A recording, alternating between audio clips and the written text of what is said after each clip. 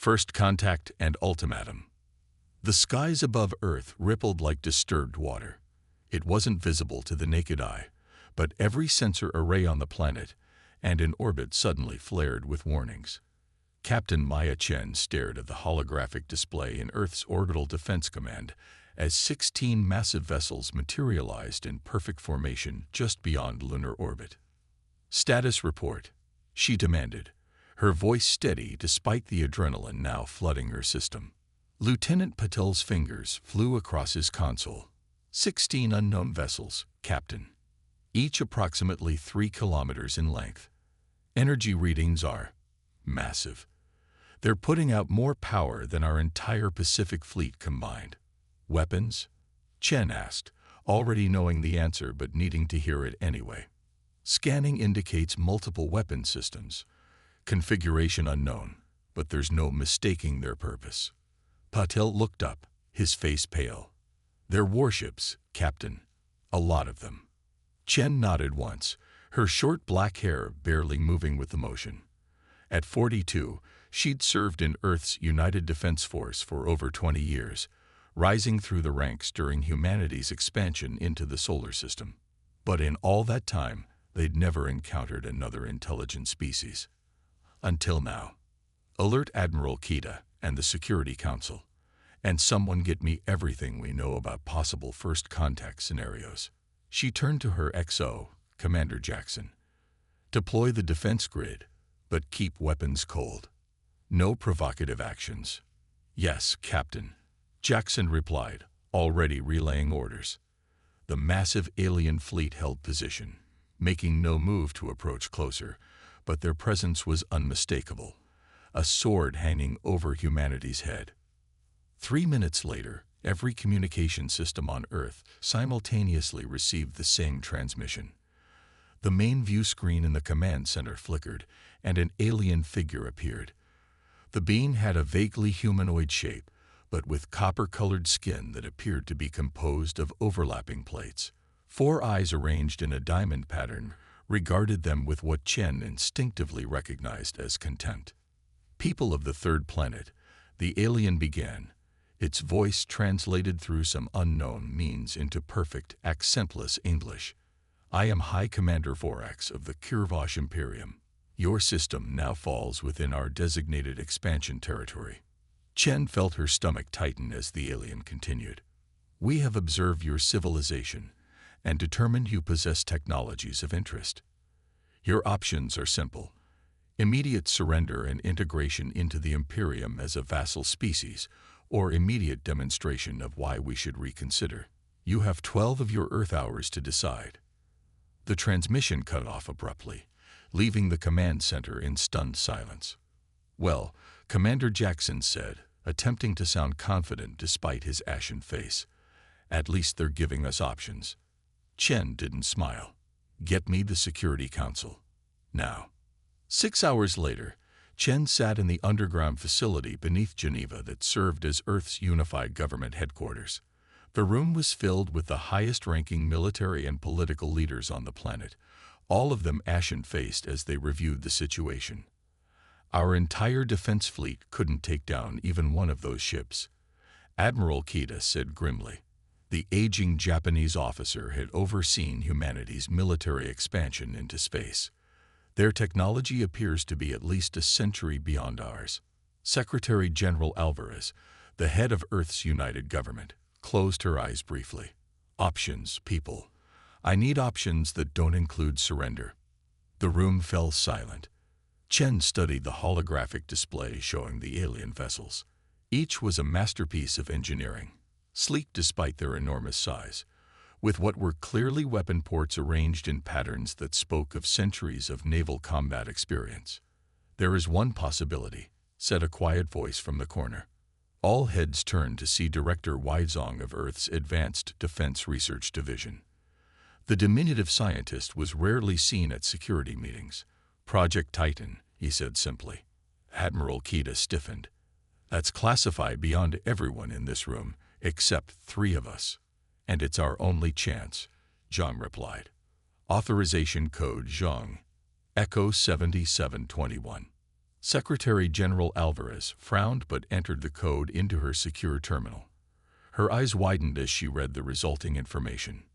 "This is real," she whispered. Zhang nodded. "Very real. And perhaps our only option. Would someone mind explaining what Project Titan is to those of us without Omega-level clearance?" Chen asked, her patience wearing thin. Zhang manipulated the holographic display, and a new image appeared, a schematic that made Chen's eyes widen in disbelief. During the resource wars 30 years ago, Zhang explained, Earth's nations were on the brink of destroying each other.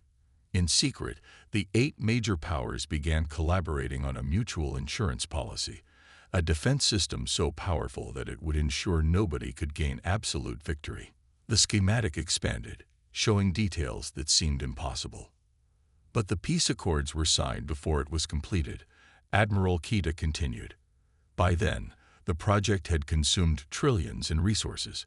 Rather than admit to their populations how much they'd spent on weapons during a global resource crisis, the governments agreed to complete the project in secret and then forget about it. "You're telling me," Chen said slowly, "that Earth has some kind of super weapon system that nobody knows about?" "Not a weapon," Zhang corrected. "A fleet." The hologram expanded again, and Chen felt her jaw literally drop. The schematic showed hundreds of vessels, some larger than the alien ships currently threatening Earth. Hidden in the asteroid belt, Zhang continued, automated shipyards have been quietly building and upgrading for 3 decades. The original planners knew that if humanity ever faced an extraterrestrial threat, conventional forces wouldn't be enough. But these ships, Chen protested, studying the designs. They're nothing like our current fleet. The technology looks alien. Zhang smiled thinly. Not alien, just advanced. Project Titan operates on principles we discovered but never implemented in our public technology. The advances would have destabilized Earth's economy and power structures. The 8 powers decided some technologies were too disruptive to release. Secretary General Alvarez stood up. "How quickly can this fleet be activated?" "That's the problem," Admiral Kita said grimly. "The system was designed with multiple failsafes.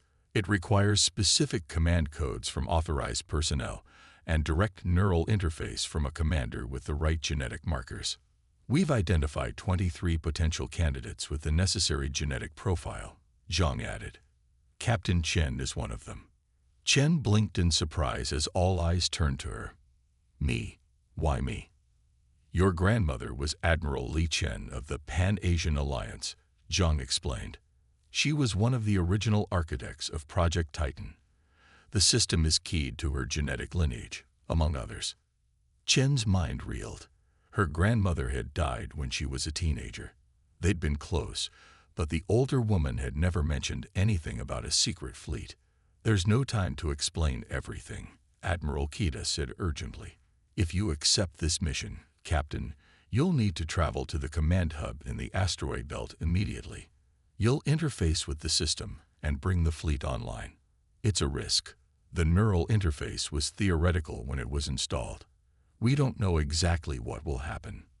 "And if I refuse?" Chen asked quietly. "Then we'll ask the next candidate on the list," Secretary General Alvarez said. "But you're our first choice. Your tactical experience combined with your genetic compatibility gives us the best chance of success." Chen looked back at the holographic display showing the alien vessels poised above Earth. 16 massive warships, each capable of devastating her homeworld. "How long do I have to decide?" "We have 5 hours remaining before the Kurvosh deadline," Admiral Kita said grimly. "If you accept, you need to leave within the hour to reach the command hub in time." Chen took a deep breath. "Then I accept. But I want my crew. At least my key officers. If I'm going to command an unknown fleet against alien invaders, I want people I trust watching my back." Alvarez nodded. "Granted. Choose quickly." As the meeting broke up, Admiral Kita pulled Chen aside. "There's something else you should know," he said quietly. "Project Titan isn't just advanced.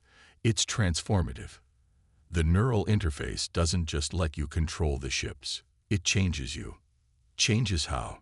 Chen asked, a chill running down her spine. We don't know exactly. The technology is partly based on the same principles that let the ships operate. Your grandmother theorized that command would require evolution. Chen stared at him.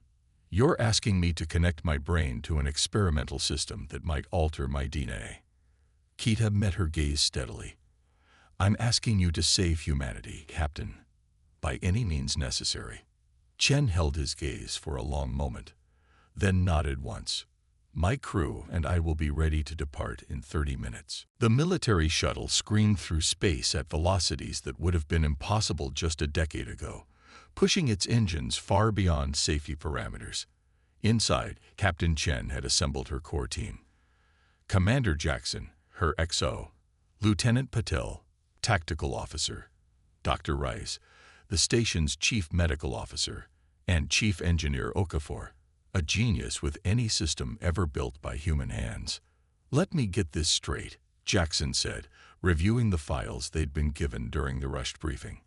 We're headed to a secret base in the asteroid belt to activate a hidden fleet that might not even work, using technology that could potentially rewrite the captain's DNA, to fight an alien armada that outguns everything humanity has ever built. That about covers it, Chen replied with forced calm. And if this neural interface doesn't work? Dr. Rice asked, her medical concerns evident.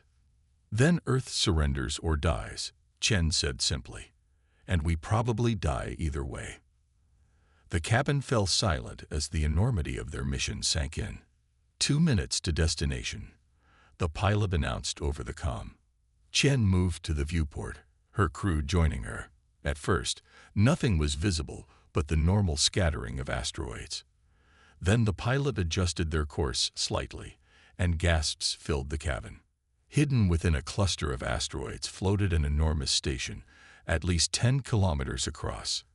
Its surface was dotted with what were unmistakably docking ports and launch bays, and surrounding it, in perfect formation, hung hundreds of vessels of various sizes, their hulls dark and dormant. My God, Jackson whispered. They actually built it. Not just built it, Chen replied, staring at the impossible fleet before them. They'd been improving it for 30 years. As the shuttle approached one of the docking bays, the enormity of what they were attempting began to sink in.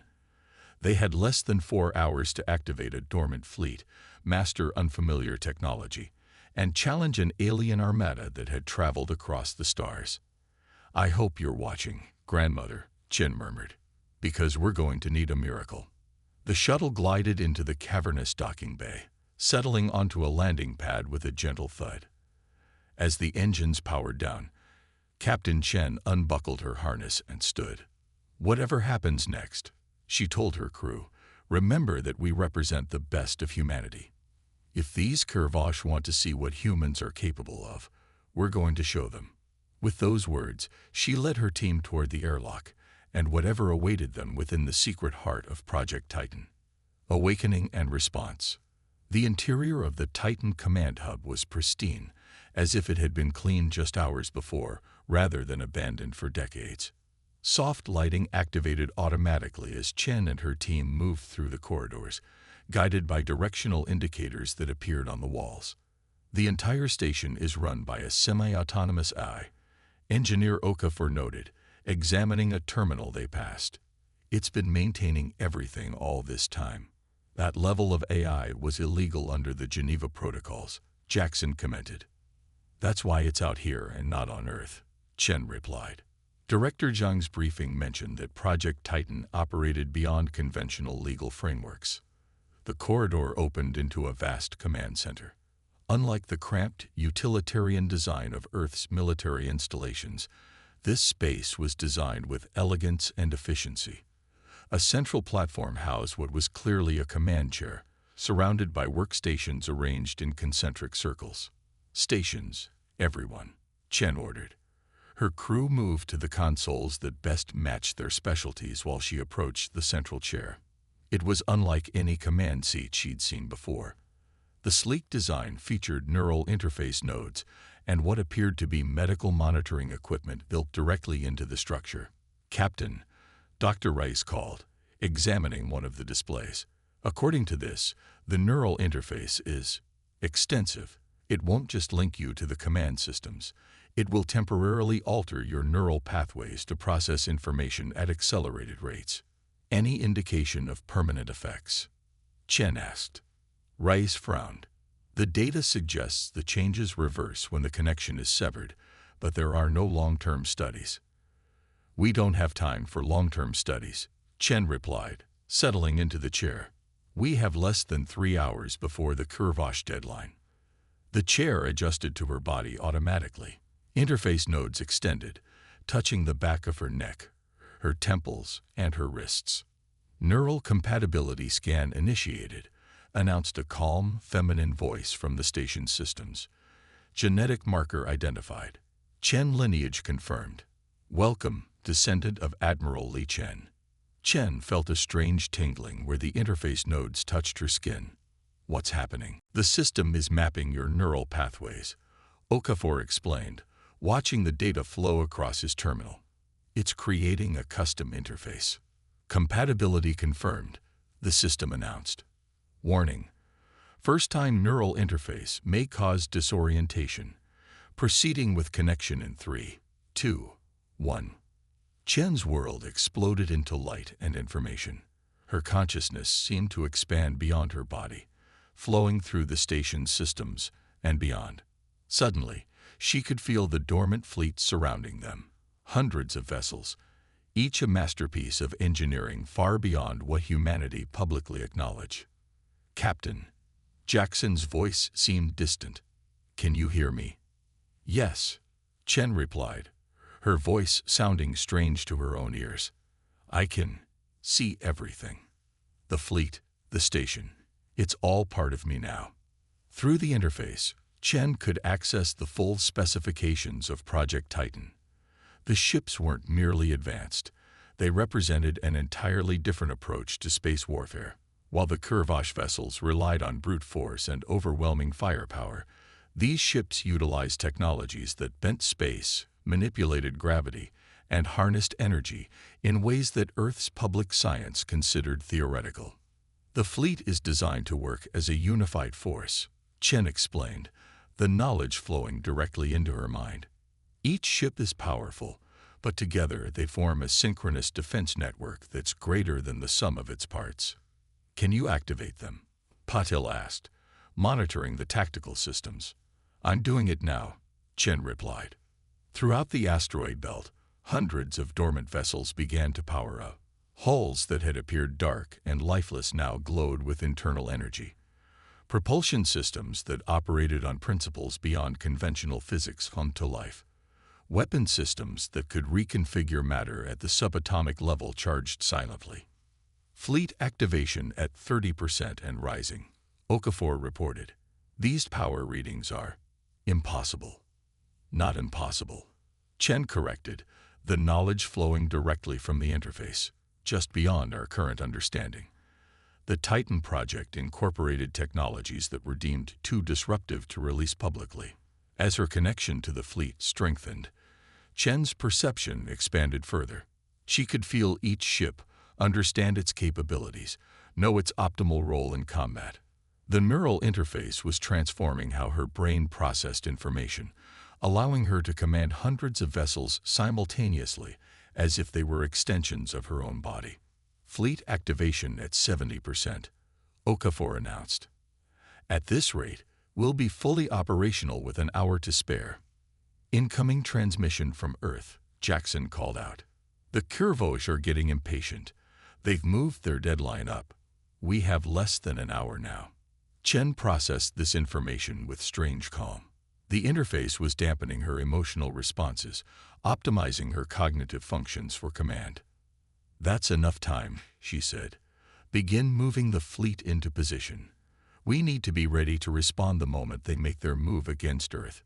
Through her expanded awareness, Chen devised a strategy that utilized the unique capabilities of the Titan fleet. Traditional battle formations wouldn't work. They needed to leverage their technological advantages in ways the Kurvosh wouldn't expect. Lieutenant Patel, send these tactical instructions to all vessels, she ordered, the battle plan flowing directly from her mind to the tactical station. Patel studied the formations with widening eyes. Captain, this isn't like anything in our tactical manuals. Because it's designed specifically for these ships and these circumstances, Chen replied. Trust me, the interface is providing optimal strategies based on capabilities we haven't publicly developed. As the fleet moved into position, hidden among the natural bodies of the solar system, Chen felt a strange certainty. The odds were still against them. 16 advanced alien warships against an untested human fleet, no matter how advanced, but they had surprise on their side. The Kurvosh had no idea what was coming. Fleet in position, Jackson reported. All systems operational. Message from Earth, Patel announced. The Secretary General is stalling the Kurvosh, but they're growing aggressive. 2 of their ships have moved into low Earth orbit as a show of force. Chen nodded. Perfect. Send the recall code to Earth's conventional forces. I want them clear of what's about to happen. Captain, Dr. Rice approached the command chair, medical scanner in hand. Your neural patterns are changing rapidly. Heart rate, brain activity, even your cellular energy production is shifting. Is it dangerous? Chen asked, already knowing the answer from the information flowing through the interface. Not immediately, Rice admitted. But I've never seen anything like this. Your brain is processing information at rates that should be impossible. A necessary adaptation, Chen replied. To command this fleet requires more than human capabilities. That's what concerns me, Rice said quietly. Chen smiled slightly. Don't worry, Doctor. According to the system, the changes will reverse once I disconnect from the interface. She turned her attention back to the mission. Commander Jackson, initiate Phase 1. High Commander Vorax stood on the bridge of the Kurvosh flagship, contempt evident in all 4 of his eyes. The view screen showed Earth's pitiful defensive fleet retreating from orbit, clearly recognizing the futility of resistance. As expected, he told his officers, these humans recognize superior force when they see it. Their primitive vessels couldn't stand against even one of our scout ships. High Commander, his sensor officer called. We're detecting unusual energy readings from the asteroid belt. Vorax dismissed the concern with a wave. Probably mining operations. Our intelligence indicates the humans have been harvesting the asteroids for resources. These readings don't match mining signatures. The officer persisted. They're increasing rapidly and spreading. Before Vorax could respond, every communication system on his ship simultaneously activated. A human female appeared on the main view screen, seated in what was clearly a command chair unlike anything they had observed in Earth's known technology. High Commander Vorax, she said, her voice calm and controlled. I am Captain Maya Chen of Earth's Titan Defense Force. Your ultimatum has been received and rejected. The Kurvosh Imperium is hereby ordered to withdraw from Earth's solar system immediately. Vorax sparked a laugh. With what force do you make such demands, human? We've observed your entire defensive capability. Your ships are retreating even now. The human's expression didn't change. What you've seen is only what we wanted you to see. Allow me to introduce you to humanity's actual defense force. The sensors on Vorax's flagship suddenly blared warnings. Throughout the solar system, hundreds of vessels were appearing from hiding places among the asteroids, behind moons, and even from within the sun's corona, where no ship should have been able to survive. Impossible, Vorax whispered as the tactical display updated. The human vessels were like nothing in Kurvosh records. Some were massive, dwarfing even his flagship, while others were small and agile. All exhibited energy signatures that surpassed Kurvosh technology. We've been studying your approach for weeks, Chen continued. Your weapons, your defenses, your tactical preferences. We know exactly how to counter each of them. As if to demonstrate, 3 smaller human vessels suddenly appeared near one of the Kurvosh ships that had moved to low Earth orbit. Before the alien vessel could react, the human ships generated an energy field that encased the warship completely. "What is this?" Vorax demanded as the trapped ship's communications went silent. "A localized space-time isolation field," Chen explained casually. "Your ship now exists in a bubble of altered physics. They're unharmed, but effectively removed from this conflict." Vorax stared in disbelief as a second Kirvosh vessel suffered the same fate. His tacticians were shouting conflicting reports. The human vessels were employing technologies the Kirvosh had theorized, but never mastered. Gravitational manipulation, directed energy weapons that ignored conventional shielding, propulsion systems that didn't appear to use conventional thrust. "This is your only warning," Chen continued. "The Kirvosh Imperium will withdraw from Earth space immediately and acknowledge our sovereignty, or we will be forced to demonstrate our full capabilities." Vorax growled, his pride stung by this unexpected resistance. "All vessels, attack pattern dominance. Show these primitives the true power of the Imperium." The remaining Kirvosh ships moved into attack formation, their weapon systems charging. But the human fleet was already responding, moving with impossible coordination as if directed by a single mind. From her neural interface, Chen perceived the battle in ways her human senses never could. She felt each ship in her fleet as an extension of herself, directing them with thought alone. The Kirvosh attack patterns were predictable, aggressive, powerful, but lacking in subtlety. "They're using standard assault formations," she informed her crew. "Exactly as predicted by the tactical analysis, implementing countermeasures." The Titan fleet moved with perfect synchronization. Where the Kirvosh expected resistance, they found empty space. When they fired their weapons, the human vessels shifted position with impossible speed or absorbed the energy through advanced defensive systems. One massive human ship, a dreadnought-class vessel nearly 5 kilometers long, positioned itself directly in front of Earth, a shield against any attack that might target the planet directly. Its defensive systems created a barrier that distorted space itself around the planet. "Phase 2, Chen ordered. Throughout the solar system, hidden installations activated. The Titan project hadn't just built a fleet, it had created an entire defensive network. Satellites previously appearing to be simple communication relays revealed advanced weapon systems. Automated defense platforms emerged from hiding places on moons and asteroids. The Kirvosh fleet suddenly found itself surrounded, outgunned, and facing technologies they barely understood. "Their flagship is attempting to retreat," Paddle reported. "3 of their support vessels have been disabled by our gravity weapons." Chen nodded. "Target their propulsion systems only. We want to disable, not destroy." The battle, if it could even be called that, lasted less than 15 minutes. The Kirvosh fleet, which had arrived with such overwhelming confidence, found itself completely neutralized. 5 vessels were trapped in space-time isolation fields. 7 more had their propulsion systems disabled by targeted strikes that left the rest of the ships intact. The remaining 4, including the flagship, were surrounded by human vessels that demonstrated capabilities far beyond anything the Kirvosh had encountered in their centuries of expansion. "Incoming transmission from the Kirvosh flagship," Jackson announced. On screen, Chen ordered. High Commander Vorax appeared, his copper-plated skin now dull with what Chen recognized as the Kirvosh equivalent of pallor. "How is this possible?" he demanded. "Our intelligence indicated your species had barely mastered interplanetary travel. These technologies should be beyond you." Chen allowed herself a small smile. "Your intelligence was incomplete, Commander.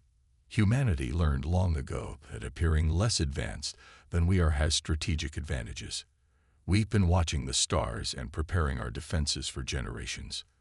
This was only partly true. The Titan project had been created to prevent human self-destruction, not alien invasion. But the Kirvosh didn't need to know that. "What are your terms?" Vorax asked, the question clearly painful to him. "You will withdraw from Earth space immediately," Chen replied. The Kirvosh Imperium will acknowledge Earth and its solar system as sovereign territory, off-limits to any future expansion. And you will provide full data on all spacefaring species you've encountered to facilitate peaceful contact. Vorax's 4 eyes blinked in sequence, a sign of agitation. And if we refuse? In response, Shen directed one of the smaller Titan vessels to demonstrate its capabilities. The ship positioned itself near an uninhabited asteroid and activated what the interface identified as a phase disruptor. The asteroid didn't explode. It simply ceased to exist. Its matter converted to energy so efficiently that not even dust remained. That asteroid was approximately the size of your flagship, Chen noted calmly. We would prefer peaceful relations, but make no mistake, humanity will defend itself. After a long moment, Vorax inclined his head. The Kirvosh Imperium acknowledges these terms. We will withdraw immediately. A wise decision, Chen replied. As a gesture of good faith, we'll release your trapped vessels once you've cleared the orbital boundary of our system. As the transmission ended, Chen felt the neural interface begin to adjust. With the immediate crisis resolved, the system was preparing to disconnect. Captain, Dr. Rice approached, concerned. Your readings are still abnormal. We need to get you out of that interface. Chen nodded. The system is already initiating disconnection protocols. The changes will reverse once I'm out. And the fleet? Jackson asked. It will remain active but return to standby status, Chen explained. Earth's Security Council will need to decide how to integrate Project Titan into our official defense structure. As the neural connections began to withdraw, Chen felt a strange reluctance. For a brief time, she had experienced perception beyond human limits, commanded power beyond human understanding. Returning to normal consciousness felt like a step backward. Interface disconnection complete, the system announced. Thank you, Captain Chen. The neural nodes retracted into the chair, and Chen felt herself return fully to her body. The expanded awareness faded, leaving only her natural senses. How do you feel? Dr. Rice asked, scanning her immediately. Like myself again, Chen replied, surprised to find it was true. The extraordinary capabilities had gone, but she retained the memory of them, and the knowledge that humanity's place in the galaxy had just fundamentally changed. On the main view screen, they watched the Kirvosh fleet retreating from Earth space, humbled by the encounter. The magnificent Titan vessels maintained their positions throughout the system, a silent guardian force that would now be Earth's first line of defense against whatever else might lurk among the stars. Send a message to Earth, Chen told Commander Jackson. Mission accomplished. The Kirvosh have withdrawn. As her crew celebrated around her, Chen thought about her grandmother and the other visionaries who had created Project Titan.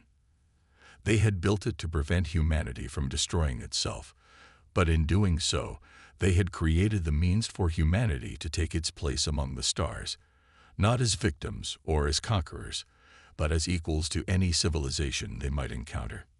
What happens now? Patil asked, the excitement of victory giving way to uncertainty about the future. Chen smiled. Now we prepare. The galaxy just got a lot smaller, and humanity just got a lot more interesting to our neighbors. Some will come in peace, others won't. But they'll all know one thing for certain. What's that? Jackson asked. That humans protect their own, Chen replied.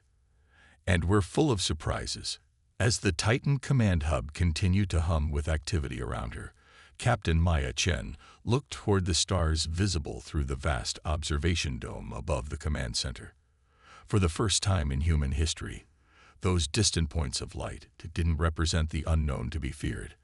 They represented the future to be embraced, on humanity's own terms. The Kirvosh had arrived convinced of their superiority, confident in their assessment of humanity as a primitive species easily conquered or intimidated. They departed with a very different understanding, and would no doubt spread word of their encounter throughout whatever galactic community existed beyond Earth's knowledge. Humanity was ready.